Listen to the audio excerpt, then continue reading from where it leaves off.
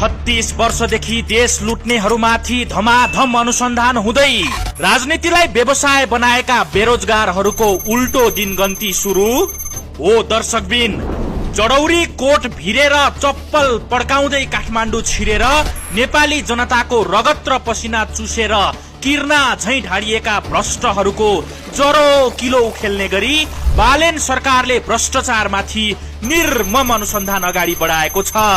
राजनीतिमा लाग्नु पूर्व आफूसँग लगाउने एउटा राम्रो कोट समेत नभएका, राजनीतिलाई सेवा भन्दै भित्रै मेवा खाइरहेका र राज्य सत्तामा पुग्न साथ अचानक चम्किलो छाला र गाला बनाएर चिल्लो गाडीमा कालो सिसा हालेर हुइकिएका, सुकिलो मुकिलो लगाएका, 7 स्टारमा खाएकाहरूलाई खाएको सबै छेराउने गरी छानबिन अघि बढेको हो।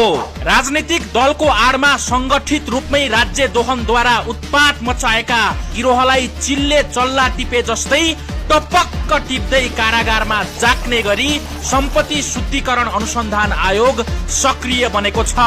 राज्यका नियामक निकायहरूलाई नै बन्दी र जनताको जनमतलाई ढाल बनाएर कानूनको खिल्ली उडाइरहेकाहरूको बिल्ली पाठ हुने निश्चित भएको छ।